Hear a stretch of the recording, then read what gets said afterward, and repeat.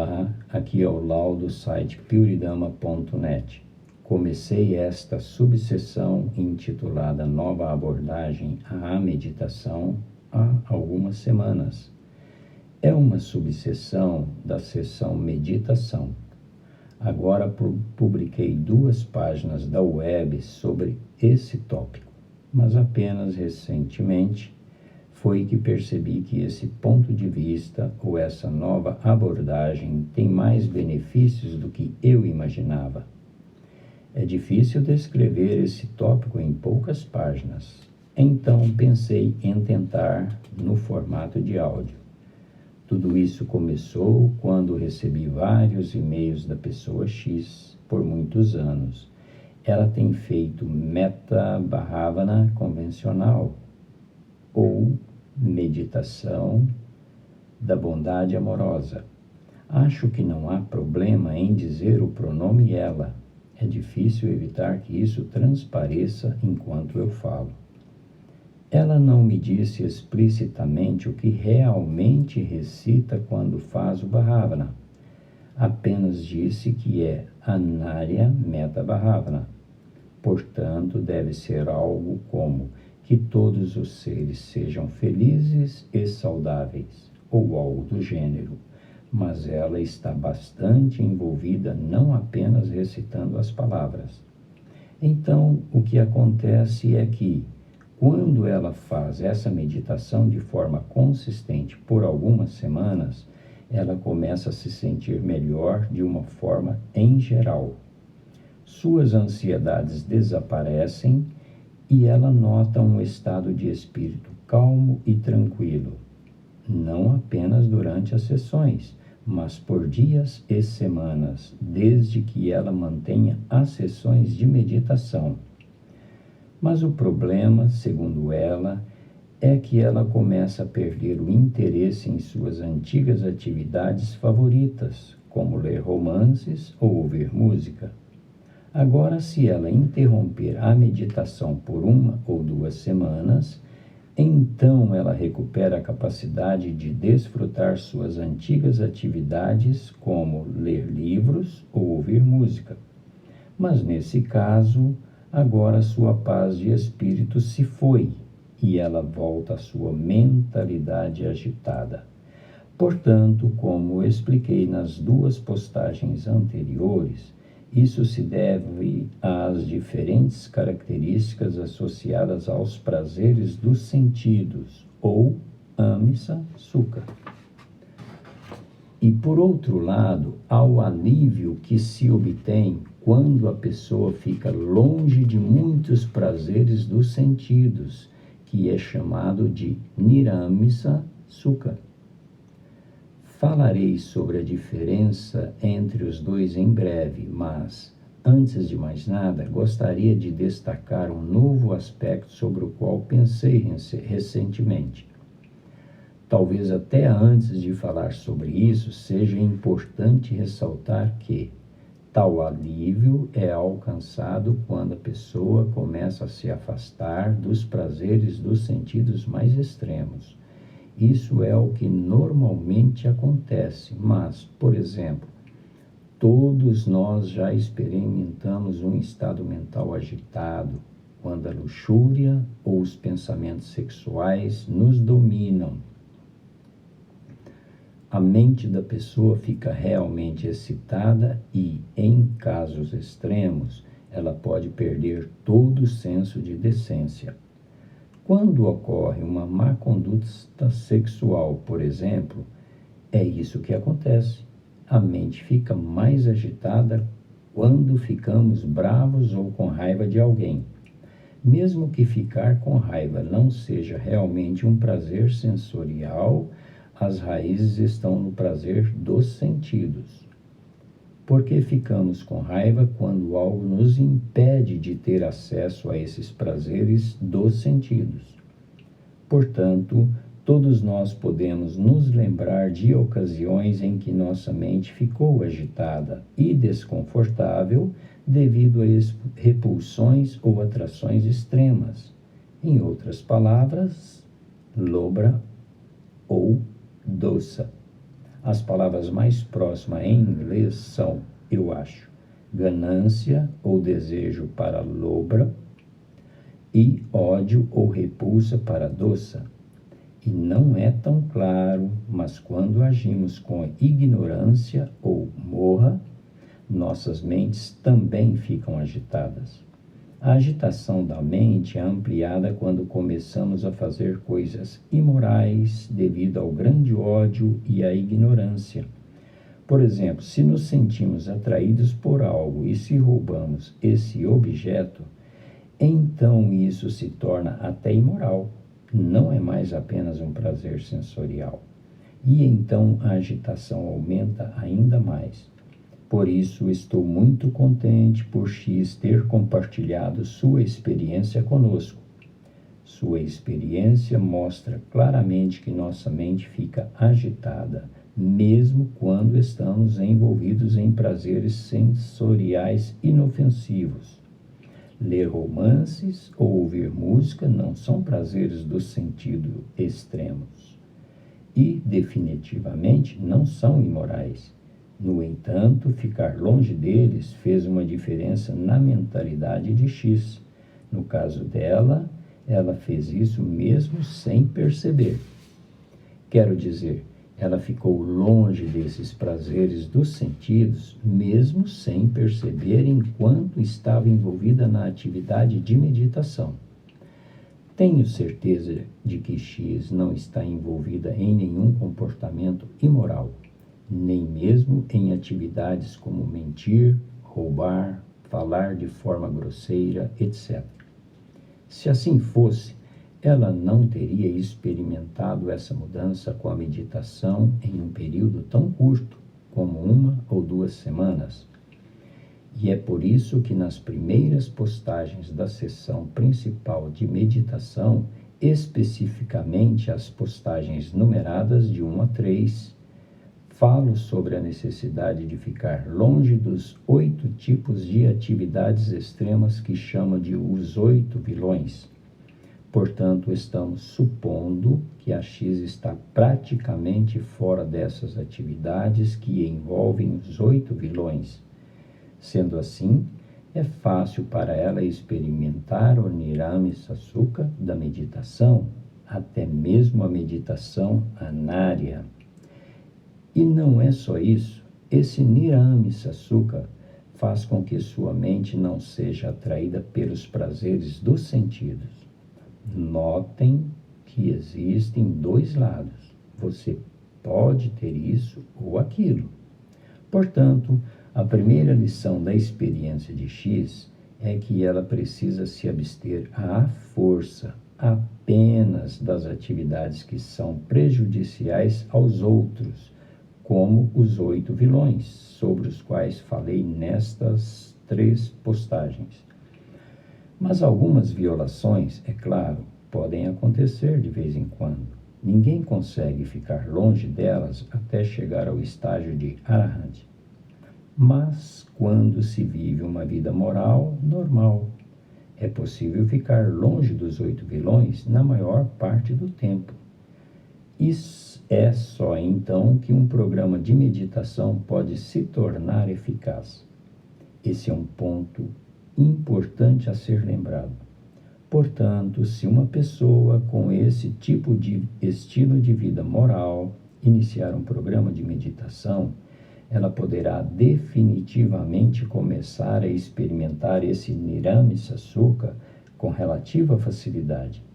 Esse ponto é comprovado por X, porque ela não se afastou à força dos prazeres normais dos sentidos, como ler romances ou ouvir música, mas o programa de meditação fez com que ela se afastasse voluntariamente disso, porque ela começou a gostar da experiência de Niramisa Sukha. Portanto, voltaremos a essa questão de ficar chateado com o sentimento de perda. Ela está envolvida nesse dilema em que ela tem que escolher entre o Niramisa Sukha da meditação e o Amisa Sukha dos prazeres dos sentidos. Mas vamos primeiro discutir as possíveis implicações desse Niramisa Sukha de um ponto de vista totalmente diferente. Foi sobre isso que pensei nos últimos dias. Existem muitas pessoas que gostam de muitos aspectos do Buddha Dhamma. Existem muitas pessoas que gostam de muitos aspectos do Buddha Dhamma ou budismo, mas têm dificuldade em acreditar no conceito de renascimento. Agora, o renascimento é um conceito tão básico e fundamental no Buddha Dhamma, portanto, eles enfrentam uma dificuldade logo no início. É verdade que o Buddha Dhamma oferece uma solução para o aspecto mais amplo do sofrimento associado ao processo de renascimento. Quero dizer, possíveis tipos muito ruins de sofrimento que podem ocorrer em futuros renascimentos. Mas, além disso, o Buddha também falou sobre o sofrimento que sentimos nesta vida mesmo. E esse é o sofrimento pelo qual todos nós passamos, mesmo sem saber ou estar ciente dele. O que quero dizer é que é por aí que se deve realmente começar. Mesmo para aqueles que de fato acreditam no processo de renascimento por fé no Buda, é mais fácil começar a trabalhar no segundo tipo de sofrimento, porque todos nós podemos experienciá-lo se soubermos como encontrá-lo. Há também uma história relacionada ao Tipitaka. Embora eu não tenha conseguido me lembrar de qual sutta se trata. Um dia, um Brahmane vai até o Buda e diz: você ensina que há muitos outros reinos de existência, além daquele que podemos ver, como, por exemplo, o reino humano e o reino animal. Então, você pode me explicar como é a vida nos mundos dos devas? Então o Buda lhe disse: sua mente não é capaz de compreender isso. A mente de uma pessoa precisa ser limpa até certo ponto para poder compreender esses conceitos, porque eles não podem ser vivenciados neste mundo humano. Portanto, a questão é que se alguém realmente quiser compreender a resposta a essa pergunta, é preciso desenvolver poderes supernormais ou abhinhá e experienciar por conta própria. Tentar explicar como é a vida nos reinos dos devas para alguém que não tem dados ou informações tangíveis sobre esse reino é como tentar explicar a um peixe como é a vida fora da água. Então Buda aconselhou o Brahmane ou aquela pessoa para começar com conceitos com os quais ele está familiarizado. Ele perguntou à pessoa se ela podia sentir a agitação da mente quando há uma luxúria ofuscante ou uma raiva furiosa. É claro que me lembro de tais casos, respondeu a pessoa. Então o Buda pergunta a essa pessoa: podia sentir tal agitação quando está em meditação? Não. Eu me sinto calmo e tranquilo quando medito, respondeu a pessoa. Então o Buda disse: é possível tornar essa sensação de calma mais duradoura fazendo mais meditação e evitando casos de ganância e ódio. Esse é o ponto básico. Manter a mente ocupada com bons pensamentos enquanto mantém os pensamentos ruins fora.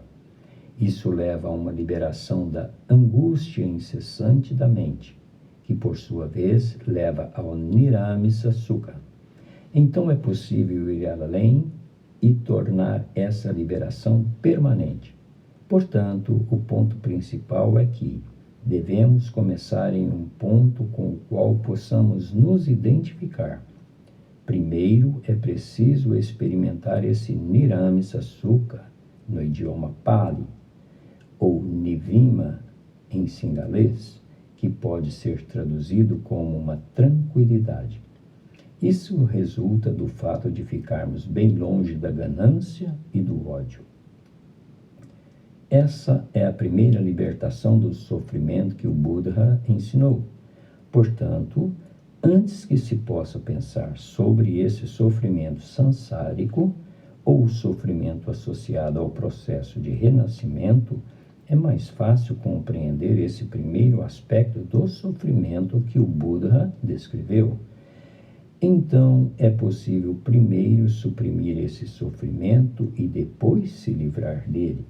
Portanto, esse aspecto do sofrimento oculto não só pode ser percebido que existe, mas também podemos nos livrar dele, pelo menos temporariamente. Eu mesmo não havia pensado nessa abordagem até o momento, e é isso que quero discutir a seguir. Antes de voltar à dificuldade enfrentada por essa pessoa X, sobre a qual falamos nas 2 postagens anteriores.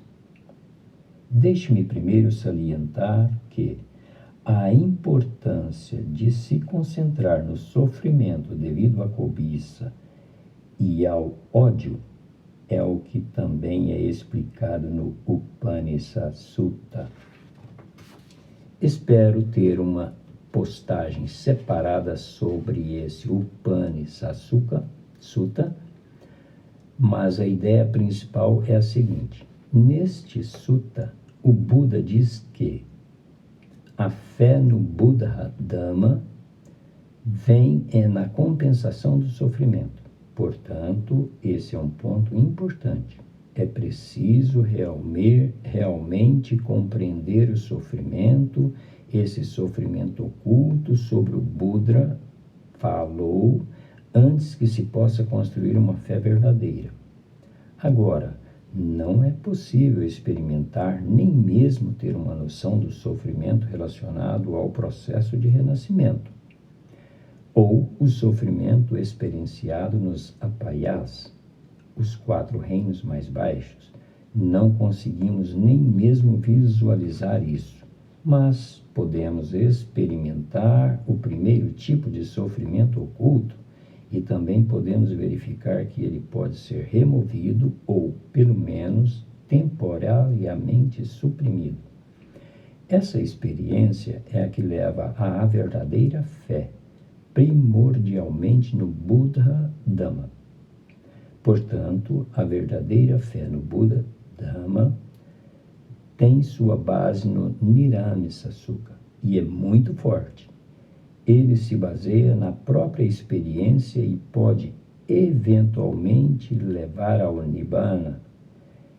Essa é uma discussão um tanto longa, mas o ponto é que é preciso começar percebendo que há alívio para pelo menos um tipo de sofrimento que todos nós podemos experimentar agora mesmo nesta vida e, em seguida, basear-se nisso para verificar o sofrimento maior associado ao processo de renascimento mais tarde. Portanto, no início, é desnecessário se preocupar se esse processo de renascimento é um conceito válido ou não. Todos nós podemos começar a trilhar o caminho compreendendo o primeiro tipo de sofrimento, experimentar o alívio desse sofrimento e aí ver o que acontece depois. Já discuti esse primeiro tipo de sofrimento em algumas postagens no site há algum tempo.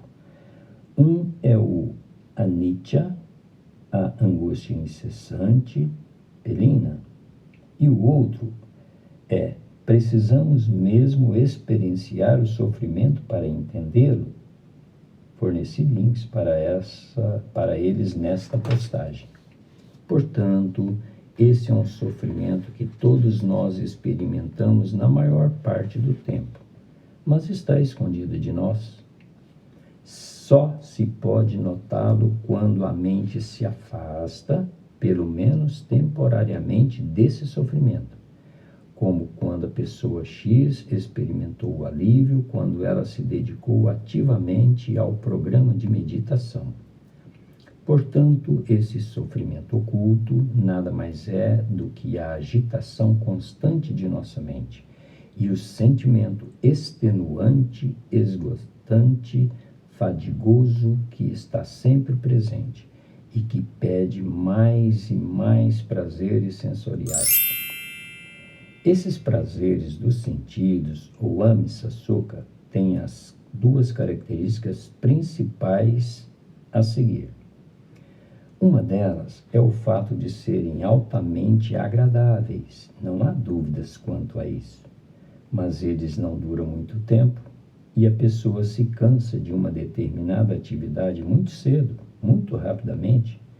E depois há essa segunda característica. Quando nos cansamos de um tipo de prazer sensorial, há outros pelos quais nos sentimos atraídos.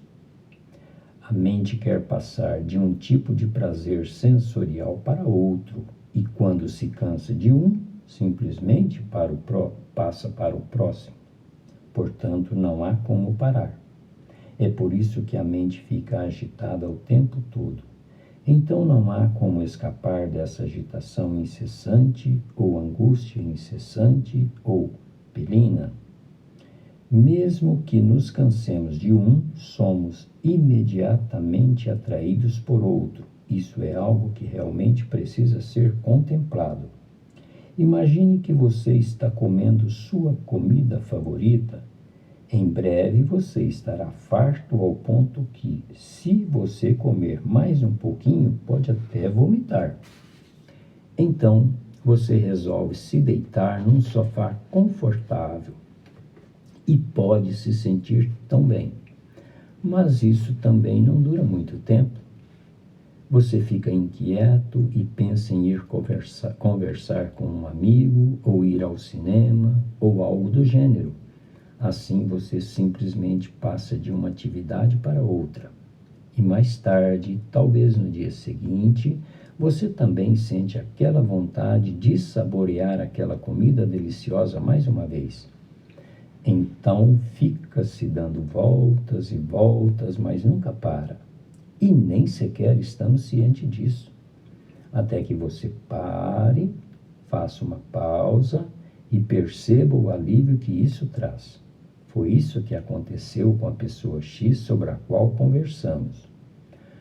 O Niramsa-sukha surge quando esse primeiro tipo de sofrimento ou essa agitação incessante da mente é suprimida por um longo período de tempo, como 1 ou 2 dias.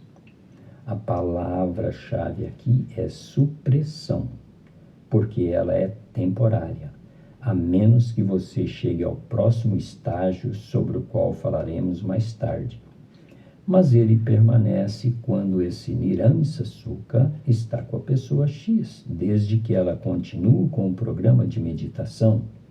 Agora, se ela resolver voltar aos prazeres sensoriais que ela desfrutava à força, porque ela precisa fazer isso forçosamente, então esse Niramsa-sukha desaparecerá. Em outras palavras, o sofrimento retornará na forma de agitação mental.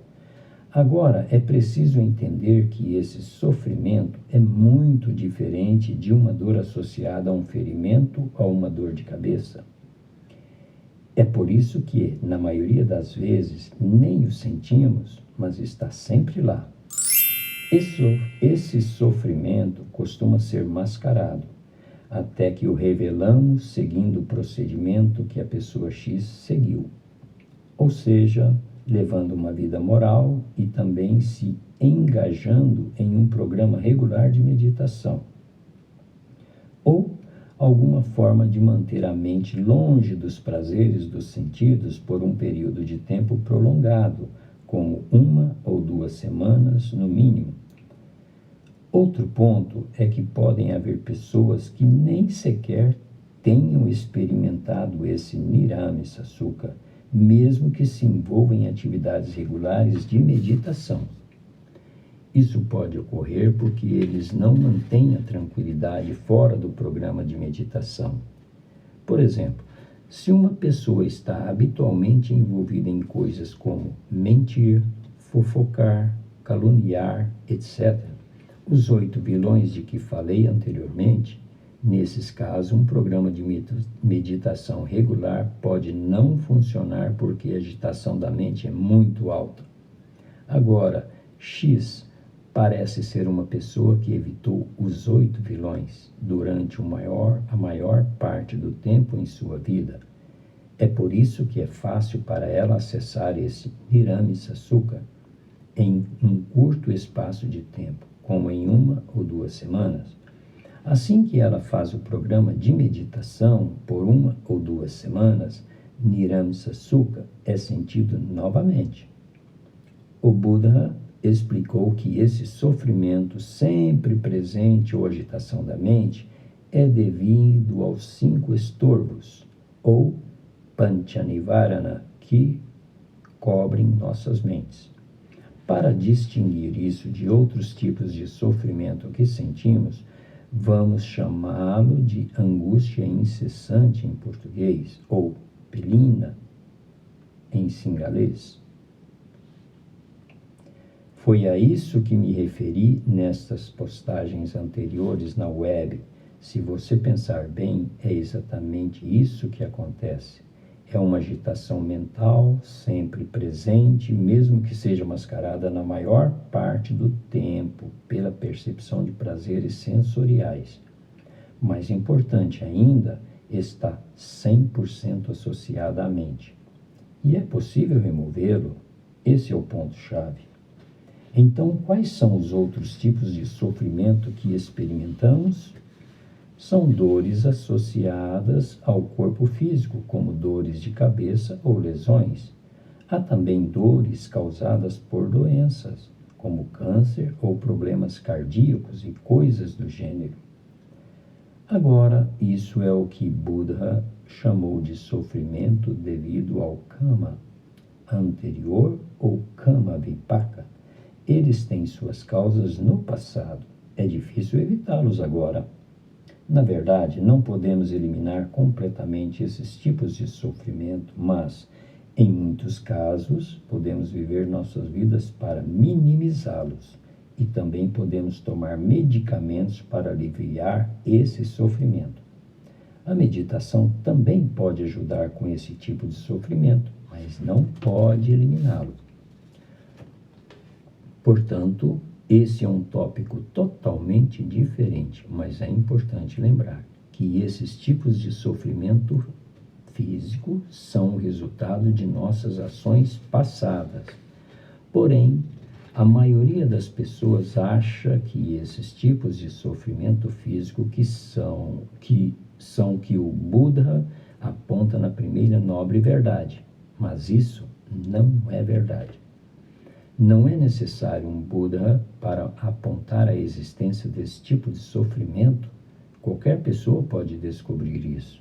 Portanto, a questão aqui é que há 2 tipos de sofrimento que foram revelados ao mundo pelo Buda. Um é a angústia incessante que experimentamos nesta vida.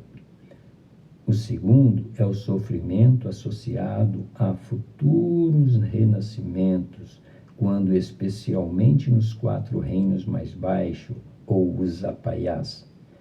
Agora o Buda, além de identificar esses 2 tipos de sofrimento oculto, também ilustrou como eles surgem, o que os causa e como eliminar essas causas, impedindo assim o seu surgimento. Essa é a singularidade do Buddha Dhamma. Portanto, devemos nos concentrar inicialmente no primeiro tipo de sofrimento. Identifique e sinta o Sukha, o Niramsa Sukha, que surge quando ele é suprimido.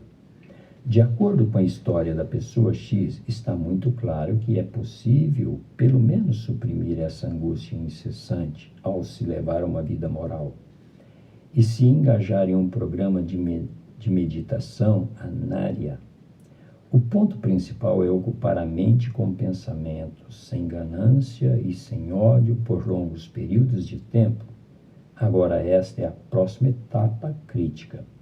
Para tornar essa mudança permanente, para evitar que esse Niramisa Sukha desapareça, ou ter o desejo de desistir voluntariamente como X está sentindo agora, é preciso dar mais um passo e compreender a Nitya, Dukkha e Anatta, as três características deste mundo.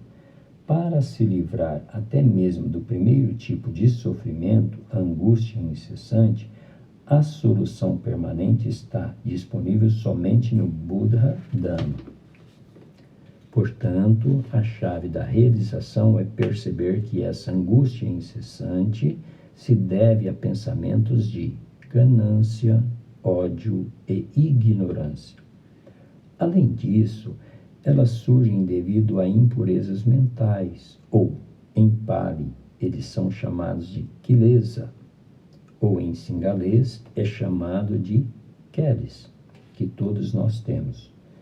Na próxima postagem vou discuti-las e indicar como podemos até mesmo quantificar essas impurezas mentais e como podemos removê-las em etapas passo a passo. Mas o que quero enfatizar novamente aqui é que esse é realmente um processo passo a passo. Primeiro, é preciso levar uma vida moral, mantendo-se longe do dasa akusala e pelo menos dos 8 vilões de que falei. E então é preciso evitar que esse pancha nivarana ou os 5 estorvos surjam com frequência. Portanto, por favor, leia a postagem sobre os 5 estorvos ou pancha nivarana.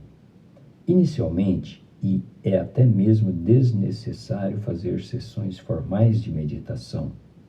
O Buda recomendou apenas viver a vida em Satipatthana, que basicamente significa parar de fazer, falar ou pensar sobre coisas imorais tanto quanto possível e também evitar gradualmente os prazeres extremos dos sentidos. Definitivamente, evite fazer coisas imorais. E também é preciso falar, pensar e fazer coisas morais. Isso também é chamado de anapana. Ana significa absorver coisas boas. Pana significa desistir ou expelir coisas ruins e morais. Anapana e o Satipatthana podem ser cultivados em sessões formais de meditação sentada ou pode-se viver nessa vida. Portanto, o ponto principal é praticá-los o máximo possível durante todo o dia. Se a pessoa fizer apenas meditação formal, mas depois se envolver em atividades como mentir, fazer fofocas, etc., tudo que sobrecarrega a mente, então isso não funcionará. Portanto, alguém faz isso corretamente por um tempo. A pessoa começa a sentir o Niramisa Sukha, assim como X fez. Quando se chega a esse estágio de experienciar Niramisa Sukha, será muito, muito mais fácil compreender conceitos profundos como Anicca, Dukkha e Anatta. Agora, infelizmente, a pessoa X nem sequer tentou compreender a Anicca, Dukkha e Anatta. Até que ela faça isso, ela sempre terá como esse vai e vem entre os prazeres dos sentidos e o Niramisa Sukha.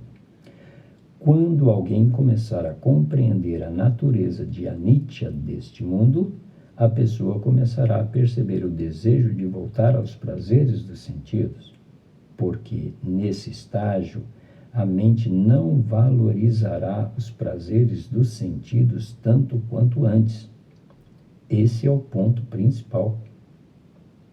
É por isso que, Se a pessoa X fizesse essa contemplação sobre Anicca, Dukkha e Anatta, ela poderia ser capaz de compreender e, então, ela perderia o interesse em coisas que tanto valorizava, como ler romances ou até mesmo ouvir música. Ela não se preocuparia mais em perder esses prazeres sensoriais. Essa é a chave, até mesmo para o estágio Sotapanna.